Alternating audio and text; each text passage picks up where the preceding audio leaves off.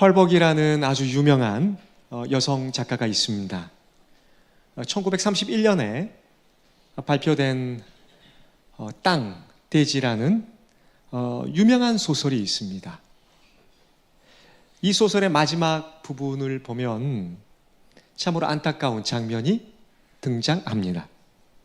세월이 흘러 노인이 된 왕농에게 두 아들이 찾아와 땅을 팔아서 똑같이 나누어 갖겠다고 이야기합니다.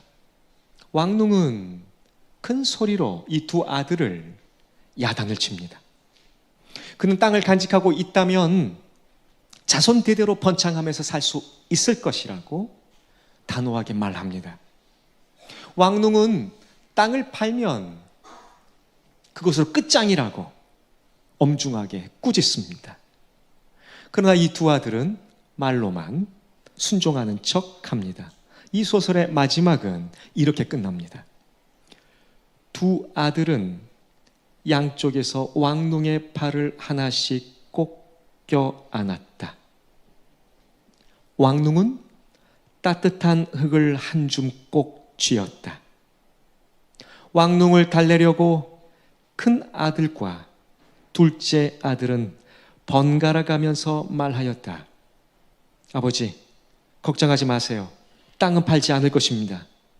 그러고 나서 왕농의 머리 뒤에서 두 아들은 서로 마주보며 싱긋 웃었다. 이게 마지막입니다.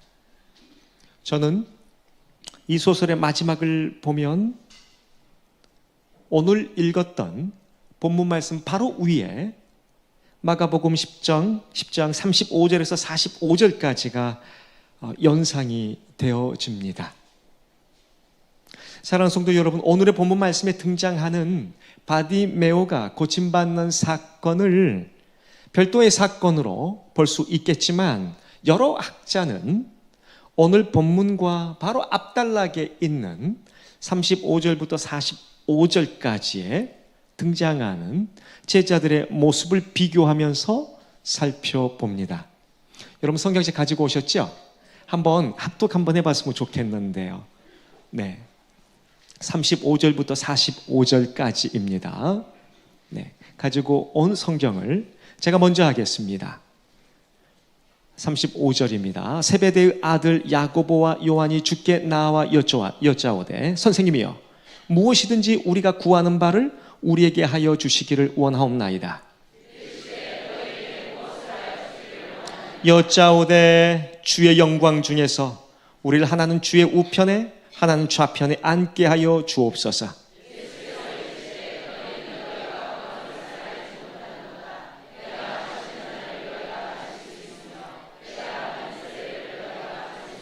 그들이 말하되 할 수 있나이다. 예수께서 이르시되 너희는 내가 마시는 잔을 마시며 내가 받는 세례를 받으려니와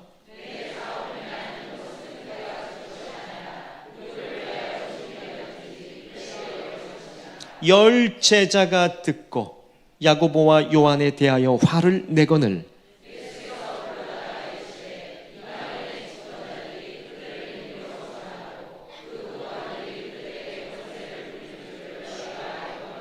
너희 중에는 그렇지 않을지니 너희 중에 누구든지 크고자 하는 자는 너희를 섬기는 자가 되고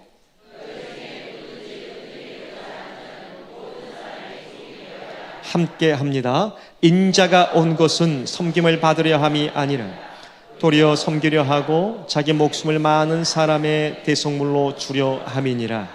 아멘. 35절부터 45절까지가 제자들을 중심으로 한 단락을, 한 에피소드가 이루어지고 있습니다.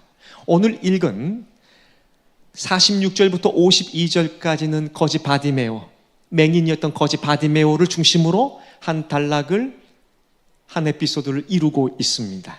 많은 학자들은 이 두 단락을 별도의 단락으로 보지 않고 두 개의 단락을 같이 비교하면서 이해한다는 것입니다. 마가는 아주 상반되는 두 부류의 대상을 견주어서 발견된 차이점을 우리 독자들에게 발견토록 하고 우리에게 크게 도전하는 것처럼 보입니다. 자세히 살펴보면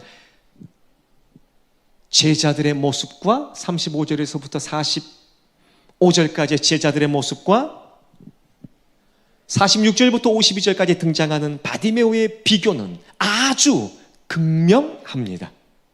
특별히 세 가지의 분명한 대조는 우리에게 너무나 큰 도전을 주고 있습니다. 첫 번째 대조는 바로 눈입니다. 눈, 우리가 보는 눈이요. 거지 바디메오는 맹인으로 등장합니다.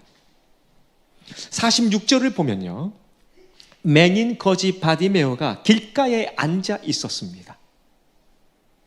분명히 이는 누군가의 도움을 받지 않으면 살 수 없는 상황에 처한 사람입니다. 그래서 구걸을 위해서 앉아 있는 것입니다. 육적인 눈은 앞을 바라보지 못한 존재, 그러한 상태입니다. 그러나 이상하게도 47절에 보면 소경은 예수님이 누구인지 분명하게 정확하게 알고 있습니다. 바디메오는 주변으로부터 46절 보고 47절을 보면 주변으로부터 분명히 지나가는 예수를 나사렛 예수라고 들었습니다. 그러나 놀라운 것은 거지 바디메오는 예수님을 나사렛 예수라고 부르지 않습니다. 비록 나사렛 예수라고 알려주지만 소경은 그가 유일하게 의지하는 수단인 청각의 귀를 의지하지 않고 그의 신앙을 고백하는 것처럼 보입니다. 무엇이라고 부릅니까? 다윗의 자손 예수여. 소경은 예수의 겉모습인 나사렛 예수가 아니라 예수의 실체인 메시아로서 예수를 다윗 왕의 재현으로 이해하고 있는 것입니다. 유대인들이 수많은 고초와 고통과 흩어짐 속에서도 견딜 수 있었던 것은 메시아가 온다는 사실 때문이었거든요. 비록 그들은 죽으면서도 죽는 그 순간에도 메시아가 오신다는 이 사실만큼은 언젠가는 꼭 실현될 것이라는 분명한 사실 가운데에서도 견딜 수 있었고, 그렇게 기다렸던 사무엘하 7장 14절에 나단의 신탁의 실현으로 거지 바디메오는 예수님을 인정하고 고백하고 있는 것입니다. 반면에 제자들의 모습은 완전히 달라요. 예수님께서 읽었던 35절 바로 이 앞절을 보면 32절 34절을 보시면 자신이 받을 고난과 죽음에 대해서 마가복음 안에서 마가에 의하면 세 번째 말씀하시는 거예요. 이게 나는 죽을 거야, 고난을 받을 거야, 십자가에 달릴 거야 라는 이 이야기를 세 번째 이야기하시는 거예요. 그리고 십자가를 지시기 위해서 예루살렘을 향하여 가고 있는 것이에요. 그러나 35절부터 등장하는 제자들의 모습은 안타깝게도 고난을 담당하실 예수님을 바라보지 못해요, 여러분. 그렇죠? 이상하게도 이들은 예수님 옆에 있지만 고난을 감당하실 예수님을 인정하지, 아니 상상하지 못해요. 여러분, 이 마가복음에 등장하는 이 제자들의 이 모습 말이에요. 이것은 마가복음 전체에 걸쳐서 이 제자들에 대하여 저자 마가가 아주 좀 집중적으로 아주 부정적으로 제자들을 묘사하고 있는 것을 우리가 또 유념해야 해요. 특히 주목할 만한 것은 하나님의 아들이라는 표현이 마가복음에서는 아주 중요하게 사용되어집니다. 마가복음 안에서 이 중요한 주제, 이 표현을 보면 오늘 등장하는 이 제자들의 모습이 얼마나 더 어리석고 안타깝고 정말로 주님을 이해하지 못하고 있는지를 더 잘 이해할 수 있습니다. 여러분 성경책 가지고 오셨죠? 제 얼굴만 보시면 안 돼요. 자, 1장 1절 한번 같이 찾아서 몇 구절 찾을 거예요. 1장 1절 1장 1절을 함께 합독하겠습니다. 시작. 하나님의 아들 예수 그리스도의 복음의 시작이라. 누가 이야기하는 거예요? 마가가 이야기하는 거예요. 그렇죠? 복음서를 시작하면서. 자, 1장 11절을 봐볼까요? 1장 11절입니다. 자, 시작. 하늘로부터 소리가 나기를 너는 내 사랑하는 아들이라 내가 너를 기뻐하노라 하시니라. 자, 이거 누가 말하는 거예요? 하나님이에요. 그렇죠? 자, 아들이라는 키워드로 이렇게 한 걸음씩 나아가 보면 놀라운 것이 발견이 되어집니다. 3장 11절 봐볼게요. 3장 11절. 자, 함께 합독합니다. 시작. 더러운 귀신들도 어느 때든지 예수를 보면 그 앞에 엎드려 부르짖어 이르되 당신은 하나님의 아들이니다 하니. 누가 이야기하는 거예요? 귀신들이 예수님을 아들이라고 이야기하죠. 자, 5장 7절 봐볼까요? 5장 7절이에요. 자, 함께 합독합니다. 시작. 큰 소리로 부르짖어 이르되 지극히 높으신 하나님의 아들 예수여 나와 당신이 무슨 상관이 있나이까. 원하건대 하나님 앞에 맹세하고 나를 괴롭히지 마옵소서 하니. 누가 이야기하는 거예요? 귀신이에요. 귀신이 예수님을 하나님의 아들이라고 이야기해요. 자, 9장 7절 봐보겠습니다. 9장 7절이에요.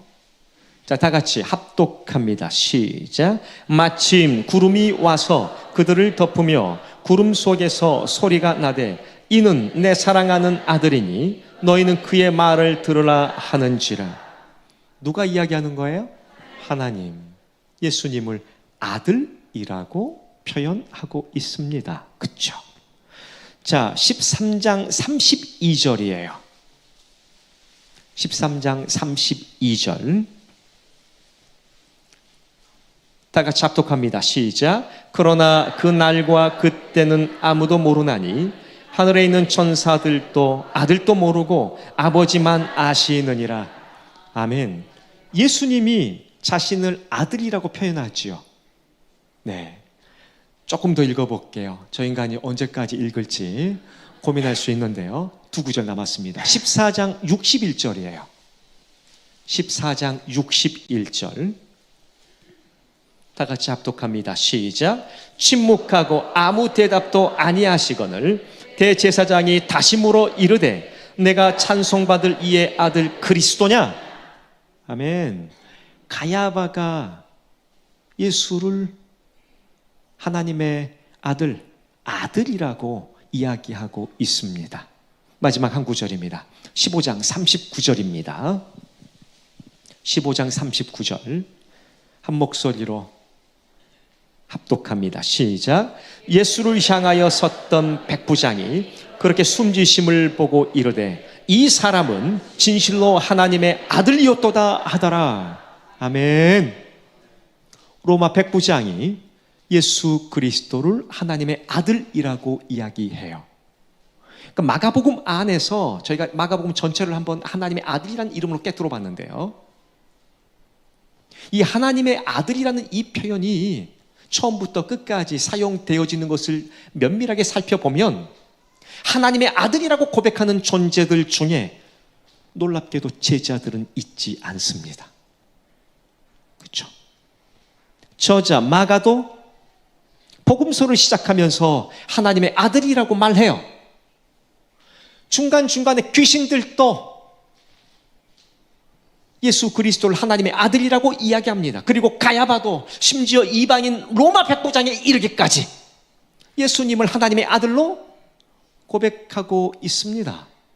그러나 제자들은 단 한 번도 예수님을 하나님의 아들로 고백하지 않습니다.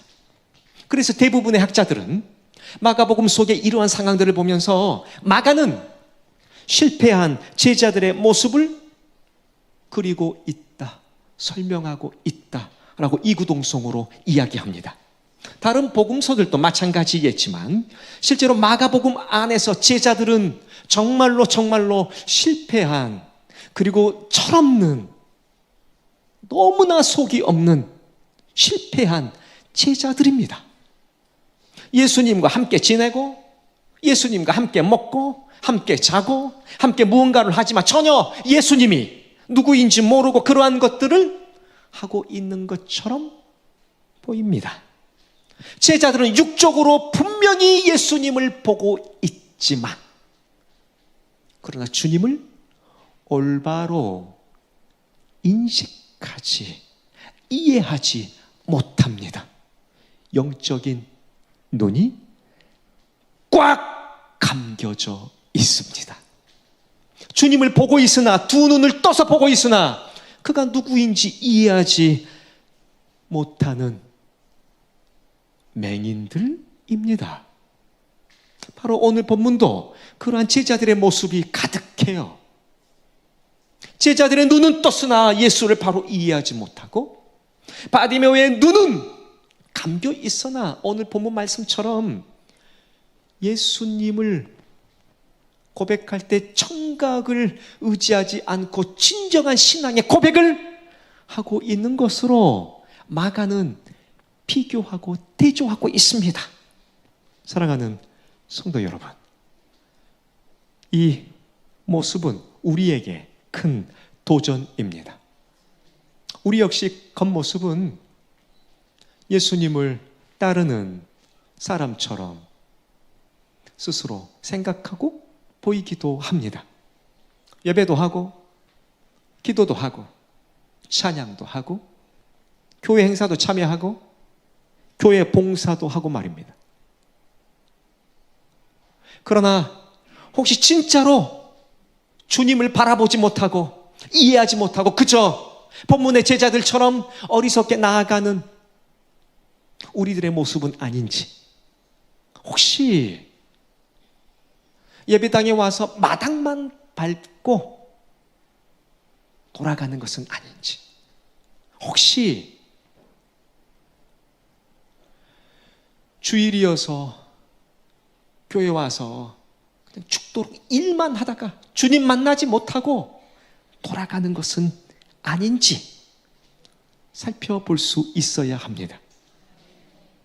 신앙의 연륜이 10년이고 20년이고 30년이고, 아니 모태신앙부터 40년이 되고 50년이 되고, 아니 60, 70 평생을 살아왔다고 하더라도 우리의 믿음이 똑같이 자란다고 생각하면 큰 오산이에요. 비례할 수 있지만 여러분, 우리가, 저도 여러분도 알고 있듯이 언제나 비례하지 않더란 말이에요. 그렇죠? 똑같이 자라지 않더란 말이에요. 우리의 오래된 연륜으로 인하여서 너무나 익숙해지고 많은 예수 그리스도, 그리고 우리의 믿음이 아닌지 한번 돌이켜 보아야 해요, 여러분. 우리에게 직분이 주어지면 주어질수록 때로는 집사님이 되고 안수 집사님이 되고 권사님이 되고 장로님이 되고 또 여러 구석구석에서 열심히 이러한 일 저러한 일, 많은 일들이 우리에게 주어지면 질수록 내 믿음도 똑같이 자라지 않아요, 여러분. 믿음 따로일 때가 참 많아요. 혹시 너무나도 소중하고 사랑하는 우리 예수 그리스도에 대하여서, 예수님에 대하여서 그냥 너무 익숙한 나머지 너무 자주 접한다는 생각 때문에 예수님을 옆에 두고 똑바로 이해하지 못하는 제자들과 같은 신세가 아닌지 돌이켜 보아야 합니다. 지금 우리가 정말 주님을 바로 이해하고 있는지, 정말 주님이 나를 위해 십자가에 달리셨고 그 주님을 위해 생명을 다하겠다고 지금 이 순간 앉아 있는 것인지, 우리 자신을 주님 앞에 내어놓아야 해요. 우리의 육체의 눈은 침침해져 가고 우리의 능력이 소멸되어지더라도 우리의 영적인 눈은 더욱더 주님을 밝히 볼 수 있어야 합니다. 할렐루야! 우리의 믿음의 능력은 더욱더 강력해져서 세상이 감당치 못하는 진정한 주님의 사람으로 우리 모두가 각각 세워져야 될 줄 믿습니다. 제자들과 바디메오 사이에 흐르는 두 번째 대조가 있습니다. 붙잡는 대상이에요. 과연 제자들은 누구를 지금 무엇을 붙잡으려고 하는지, 거지 바디메오는 지금 누구를 붙잡으려고 하는지, 이 대조가, 이 비교가 두 단락에서 극명해요. 바디메오는 오직 주님이 중심입니다. 그분만을 붙잡으려고 해요. 그러나 제자들은 달라요.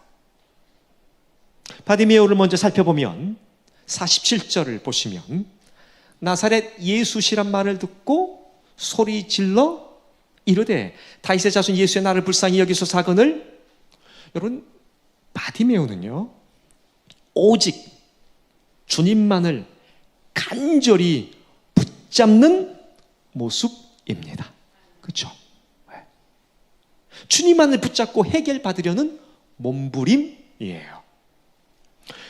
48절을 보면요, 막 몸부림치며 절박하게 붙잡으려고 할 때 많은 사람들이 꾸짖어요. 그렇죠? 잠잠하라. 주님에게만 붙잡힘을 받으려고 할 때 실제로 본문에서처럼 여러분, 우리의 실생활에서 많은 사람이 또 많은 환경이 우리가 주님 앞에 나아가는 것을 용인하지 않습니다. 잠잠하라고 말하기 일쑤예요. 상황이, 또 사람들이. 우리는 주님을 보지 못하도록 하는 환경과 사람들과 때때로 직면해야 한다는 것을 알아야 합니다. 열심히 주님만을 붙잡는다고 했었을 때 여러분, 주변 사람들의 이 방해는요, 단순히 내가 주님 앞에 나아가는 것을 막는 것, 방해하는 것 이상이에요. 중요한 것은 만약에 이 방해에서 우리가 지면 우리는 어떠한 새로운 삶을 살 수 없다는 것입니다. 이게 되게 중요해요. 단순하면서도 중요해요. 어떠한 변화가 일어나지 않아요. 내 환경이, 사람들이 꼭 그렇게 해야겠느냐고 많은 이야기들이 존재하지만 주님 앞에 굳굳이 나아가는 여러분들 되기를 주의 이름으로 축원합니다. 이 이야기를 들었을 때에 육적인 소경인 바디메오는 그 말을 들을 수 없습니다. 왜냐하면 계속되어진 자신의 괴롭힘 문제에서 벗어날 수 없기 때문입니다. 여러분, 우리에게 주어진 이 방해들을 잘 곱씹어 보면 사람들로부터, 환경들로부터 주님 앞에 나아가는 것을 나아가지 못하도록 한다는 이 사실을 좀 곱씹어 보면 이런 말인 거예요. 소경을 한번 생각해 보세요. 주변의 방해는 주님 중심으로 주님을 붙잡고 몸부림치며 주님께 의탁하고 있는 소경에게 지금까지 너가 살아왔던 방식대로 살라고 하는 이야기인 거예요. 그렇지 않아요? 어떠한 변화 없이 있는 그대로 소경인 상태에서 그 문제 속에서 살라고 하는 논리밖에 되지 않아요. 그래서 어찌 보면 단순한 방해, 단순한 막음 정도가 아니에요. 어떤 변화 없는 안타까운 삶 속에서 계속 머물도록 하는 우리를 주저앉게 만드는 현상인 거예요. 안타깝습니다. 그럼에도 불구하고 소경은, 맹인은 계속해서 주님을 찾고 또 찾는 모습으로 나아갑니다. 절박하게. 48절을 한번 보시면요, 더욱 심히 소리질러라는 표현이 있어요. 더욱 크게 소리질러라는 표현. 그렇죠? 이 소리 지르다는 이 표현이요, 원문에서는 울부짖다라는 이야기예요. 예, 그냥 야 이런 소리 지른다는 표현보다도 울부짖다는 표현이에요. 그리고 이 동사상을 자세히 보면 계속해서 이 울부짖는 이 상태가 계속되어진다는 의미예요. 이 상태 자체가 절박하게 최선으로 멈추지 않고 주님만을 붙잡고 주님만을 바라보고 계속해서 부르고 있는 울부짖는 상태. 왜일까요?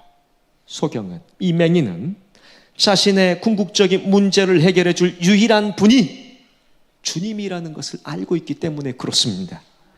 자신의 자존심과 모든 것을 걸고 매어 달리고 절박하게 주님을 찾고 있는 것입니다. 신앙생활이라고 하는 것은 우리가 취사 선택할 수 있는 고상한 활동이 아니에요, 여러분. 예. 아침에 일어나서 내가 컨디션 좀 안 좋고 등이 좀 뭉친 것 같네 해가지고 쉬고 그런 고상한 활동이 아니에요. 내가 선택할 수 있는 상황이 아니라고요. 가끔씩 내가 멈출 수 있는 어떤 취미 생활 정도, 액세서리 정도가 아니라는 거예요. 어떤 의미에서, 절대적인 의미에서 모든 것을 걸고 매어 달리는 삶의 궁극적인 중심, 우리의 삶의 핵심, 우리의 삶의 전부임을 우리는 기억해야 합니다. 할렐루야. 자녀의 울부짖음을 외면할 수 있는 부모는 이 땅에 존재하지 않습니다. 제가 아이가 셋이 있습니다. 큰아이가 대학교 3학년입니다. 왜 놀라시는 거예요? 네. 그 나이대로 보여서 안 보여서 그럴 수 있는데요. 네. 더 되게 보이는 건가요? 네. 이 대학교 3학년 딸이 있습니다. 그리고 중학교 3학년. 터울이 좀 있습니다. 그리고 초등학교 6학년이에요. 네. 터울이 많이 지죠. 네. 의도했던 건 아니에요. 우리 주님께서 자연스럽게 이렇게 터울을 많이 두게 하셨어요. 근데 여러분 아시죠? 자녀를 키우다 보면 이제 아이가 어렸을 때 갓난아기일 때는 갓난아기들이 많은 곳에 있을 거 아니에요. 교회 오면. 그쵸? 근데요 여러분 이상하게도 내 새끼 울음소리가 들리더만요. 그렇지 않아요? 안 그래요? 우리 짜고 친 거 아니에요 지금. 네. 진짜로 여러분 들려요. 그러니까 이 아이가 칭얼거리듯이, 이 아이가 뭐가 필요해서 칭얼거리듯이, 아니면 잠이 막 쏟아져서 칭얼거릴 수도 있는데 이 울음소리가 들린단 말이에요. 그렇죠? 세 아이가 다 달라요. 울음소리가. 성격도 다르고 그렇습니다. 잘하는 것은 이제 저를 닮은 것이고요, 못하는 것은 전부 제 아내가 닮은 것이라고 저는 생각합니다. 제 아내도 와 있는데요. 전부 다 제 아내를 닮았고 잘한 것만 제가 닮았다고 생각을 하는데요. 다 달라요. 그러니까 울음소리도 달라요. 근데요 그 울음소리가 들리더만요. 그렇죠? 아이들의 울음소리, 내 새끼의 울음소리는 들려요. 이것을 그대로 적용해 보세요. 자녀의 울부짖음을 외면할 수 없는 부모, 자녀가 잘못을 해서 울부짖든 정당한 행동을 했는데 애매한 오해를 받아서 울부짖든 일단 부모의 마음은 귀 기울일 수밖에 없어요. 그렇지 않아요? 생각해 보십시오. 얼마나 많은 사람들이 예수님 주변에 지금 이 10장에서 있겠냐고요. 그렇죠? 많은 사람들은 오해하고 있거든요. 지금 예루살렘에 들어가면 예수님이 십자가에 달리기 위해서 가시는 것인데, 많은 사람들은 그곳에 가면 예수는 이제 왕으로서 우리를 다스려 주실 것이다, 정치적인 메시아로 여기고 있는 상황이거든요. 얼마나 많은 사람들이 붙었겠냐고요. 웅성웅성. 얼마나 많은 사람들이 소리 지르겠냐고요. 그런데 우리 예수님의 귓가에는 다른 사람이 아니라 자신의 백성인 바디메오의 울부짖는 그 소리를 듣습니다. 바디메오의 목소리는 그 군중들 속에서 파묻힐 수밖에 없어요. 엄밀하게 바디메오의 목소리는 정말 작은 목소리예요. 예루살렘을 향한 이후 어마어마한 군중들의 소리를 압도할 수 없지만 주님은 이 작은 바디메오의, 자신의 백성인 바디메오의 이 목소리를 가장 크게 듣고 갈급한 문제에, 이 절박한 문제, 이때가 아니면 절대로 해결할 수 없는 이 문제에 귀를 기울이고 그를 향하여서, 시선이 그를 향하여서 머물고 있는 것입니다. 할렐루야. 이러한 시선이 우리에게 있기를 소망합니다. 귀한 여러분들에게 도전을 줍니다. 사람들은 꼭 큰일이 있어야만 매달리는 경향이 있어요. 그렇죠? 물론 이러한 사람들도 우리 주님께서 사랑하세요. 그러나 사랑하는 여러분들, 매사에 주님을 붙잡고 기도하고 주님을 생각하는 여러분 모두가 되기를 주의 이름으로 축원합니다. 방법 없어요, 여러분. 다른 방법 없어요. 주님을 붙잡는 거예요. 네, 주님을 붙잡는 거예요. 내 소리 들려요. 주님이 들으세요. 네. 가끔씩 어쩔 수 없이 내뱉는 나의 한숨까지라도 우리 주님 들으세요. 절박한 울부짖음 절대로 외면하지 않는 우리 주님을 믿으시길 주의 이름으로 축원합니다. 제자들은 주님을 바라보고 있으면서도 세상적인 것을 움켜잡고자 해요. 37절 한번 봐볼게요. 37절 한 목소리로 한번 합독하겠습니다. 시작. 여짜오되 주의 영광 중에서 우리를 하나는 주의 우편에 하나는 좌편에 앉게 하여 주옵소서. 아멘. 지금 바디메오는 예수님 아니면 아니겠다는 거예요. 그런데 제자들은 정반대의 고백을, 요청을 하고 있습니다. 하나는 주의 우편에 하나는 주의 좌편에 앉게 해주십시오. 이 번역도 나쁘지 않아요. 그런데 자세히 보면 이 앉게 하여 주옵소서라는 이 표현이 있죠. 여기에 조금 더 정확하게는 도스 헤민이라는 원문이에요. 그런데 이것을 조금 살려서 다시 번역하면 주의 영광 중에서 우리가 하나는 당신의 우편에 하나는 당신의 좌편에 앉도록 우리에게 주십시오. 주도록 하십시오. 명령형이에요, 사실은. 네, 명령형이에요. 야고보와 요한은 예수의 좌편과 우편을 움켜잡고자 해요. 예수님을 붙잡는 것이 아니고 좌편과 우편을, 예수의 영광을 붙잡고자 해요. 다른 10명은요 41절 보면요, 이 속없는 제자들이 10제자가 듣고 야고보와 요한에 대하여 화를 내거늘 이라는 표현이 있어요. 그렇죠? 10제자 역시 예수의 좌편과 우편을 요구하는 것입니다. 주님을 올바로 이해하지 못하는, 예수님의 정체성을 깡그리 인식하지 못하는 이 제자들은 주님이 중심이 되는 삶을 살지 않을 뿐더러 그들의 중심에는 그분의 영광, 그분의 자리, 이걸 누리겠다고 그 영광을 움켜잡으려고 해요. 분명합니다. 겉모습만 예수의 제자들처럼 보이는 이들은 예수님의 말씀을 옆에서 듣고 예수님의 기적 베푸심에 동참하고 마가복음 6장 13절에 의하면 많은 귀신을 쫓아내 많은 병인에게 기름을 발라 고치는 일들도 하게 되었지만 그들의 속은 완전히 진짜처럼 보이는 가짜 투성이입니다. 제자들의 이 엄청난 실패는 우리에게 큰 도전을 주는 것입니다. 주님과 함께 한다고, 주님과 함께 걸어간다고, 주님 없으면 안 된다고 이야기는 하지만 세상에 무언가를 움켜잡으려는 멈출 수 없는 우리의 욕망이 있어요. 교회 반, 세상 반. 주님 반, 세상 반. 반반.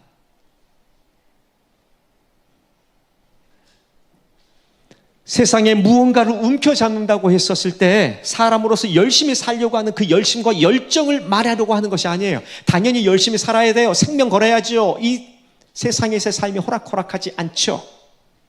그러나 주님의 뜻에 부합하지 않는 그곳에, 주님의 뜻에 전혀 합당하지 않는 그러한 일에 우리의 삶을 고정한 채 달려가는 것 고민해봐야 해요. 진지하게. 세상적인 마음으로 가득한 우리의 삶을 진단할 수 있어야 해요. 반짝거리는 그 무언가를 붙잡으려는 끊임없는 우리의 욕망, 욕심, 정욕, 탐욕, 주님의 이름으로 이야기하고 빙자하여서 무언가를 이루어내고자 몸부림치지만 자기 합리화, 자기 정당화, 그리고 정욕, 이러한 모습이 우리의 모습은 아닌지 돌이켜 보아야 합니다. 혹시 우리는 이 땅에서의 삶이 영원할 것이라고 여기고 혹시 우리들의 왕국을 만들려고 하는 것은 아닌지, 이청준 씨의 소설 당신들의 천국, 정말 당신들의 천국, 우리들의 천국을 이 땅에 건설하려고 하는 것은 아닌지, 아니 이 땅에서 떵떵거리고 살기 위해서 그러한 삶을 이루기 위하여서 잠시 잠깐 우리 주님이 필요한 것은 아닌지, 때로는 우리 주님이 나의 삶에 딱 개입하지 않을 정도로만 나타나기를 원하고, 주님 잠깐만 거기 계세요, 그냥 단순히 액세서리 정도로 여기고 그저 액세서리 보여주기식으로 내 신앙생활을 그냥 기죽지 않고 그냥 적당하게 헌금할 거 하고 적당하게 교회 일하고 적당하게 혹시 내가 살고 있는 것은 아닌지, 그죠? 그냥 뭐 상식적으로 뭐 그냥 이 정도만 적당하게 하고 있는 것은 아닌지 우리 스스로를 돌이켜 보아야 합니다. 사랑하는 성도 여러분, 우리의 족적, 우리의 흔적, 우리의 것, 이것을 남기기 위해서 부단히 노력하는 것 잠깐 절제해야 해요.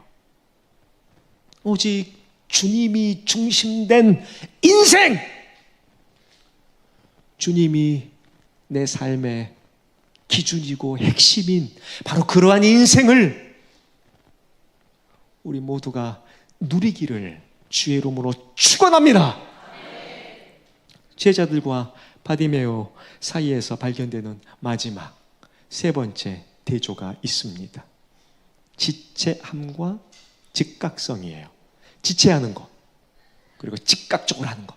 한번 따라서 해보겠습니다. 지체함, 즉각성. 예수의 제자들은 길 위에서 지체하고 있습니다. 그렇죠? 32절에 예루살렘으로 올라가는 길에라는 표현이 있어요. 지금 십자가를 바라보고 구속 사역을 앞두고 예수님과 제자들이 걸어가고 있는 장면이에요. 그런데 노중에서 여러분 지금 35절부터 45절의 사건이 일어나는 거예요.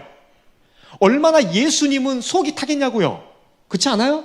십자가에 달리기 위해서 예루살렘을 향하여 한 걸음 한 걸음 가고 있는데 제자들은 예수님 당신 예루살렘 들어가면 한 자리씩 주세요. 이거에 대하여서 10 제자들이 듣고 지금 분을 내고 있는 거예요. 앞을 향하여서 그 위대한 구속 사역을 완수하기 위해서 걸어가는데 제자들은 노중에서 싸우고 있는 거예요. 35절부터 이 싸움 때문에 곧 나아가지 않습니다. 머뭇거려요. 지체해요. 그러나 바디메오의 모습은 달라요. 아주 즉각적입니다. 50절을 보면 예수님의 부르심에 바디메오는 즉각적으로 반응해요. 그렇죠? 겉옷을 내버리는 장면이 등장하죠. 네. 바디메오의 겉옷을 내어버리는 상황. 오늘날 우리처럼 몇 벌의 옷들 중 하나가 아니에요. 그렇죠? 2000년 전입니다. 상상해 보세요. 겉옷이라는 것은 그의 소유 전부였을 것입니다. 내버리고 난 이후에 겉옷을 내버릴 정도로 즉각적으로 뛰어 일어나다는 표현이 예사롭지 않습니다. 여러분, 무엇보다 챙겨 써야 할 것이 사실은 겉옷이거든요. 왜냐하면 소경에게 있어서 낮에는 외투로 그리고 밤에는 이부자리로 사용되었을 것이기 때문에 무엇보다도 이거 먼저 챙겨야 하는 거예요. 그렇죠? 근데 내버리고, 이 표현은 아주 즉각적인 모습을 보여주고 있는 거예요. 이렇게 뛰어 일어나는 바디메오의 모습은 마지못해 움직이는 것이 아니라 기꺼이 즉각적으로 움직이고 있다는 것을 기억해야 해요. 52절에 등장하는 주요한 표현이 하나 있습니다. 곧이라는 표현이에요. 곧. 그렇죠? 특별히 다른 복음서들과 달리 마가복음에서만 독특하게 강조되어지는 표현들이 존재합니다. 방금 전에 보았던 하나님의 아들, 이 아들이라는 표현이 그렇게도 중요하다는 표현이란 말이에요. 신학적으로. 이 표현도 중요하고 또 곧이라는 표현이 그렇게 중요합니다. 1장부터 16장까지 걸쳐서 이 곧이라는 표현이 36회, 36번 정도가 등장해요. 짧은 복음서이지만. 그래서 여러분, 각 복음서마다 별명이 있거든요. 근데 이 마가복음은요, 종의 복음서라고 우리가 흔히 불러요. 그렇게 우리가 별명을 붙여서 읽는단 말이에요. 이유는 바로 이런 표현들 때문에 그렇습니다.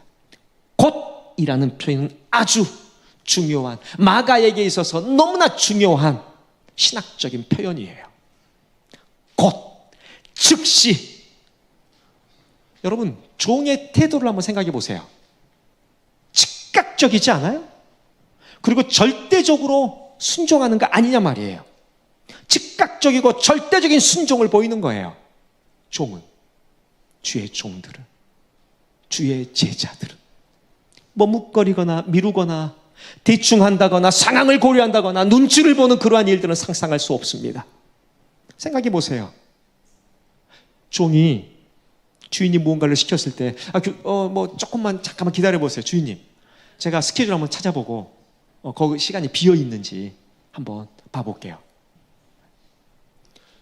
이런 종들은 있을 수 없어요. 오늘날로 당장 해고입니다. 그렇지 않아요? 오직 주인의 명령에 다른 대답은 있을 수 없고 있어서도 안 됩니다. 오직 예라는 대답만이 존재하는 거예요. 즉각적이라는 것은 여러분, 생각 없이 무례하게 움직인다는 의미가 아니에요. 즉시라는 말은, 즉각적이란 말은 주님 중심으로 주님을 바라보고 주님께 나아가는 것을 의미합니다. 할렐루야.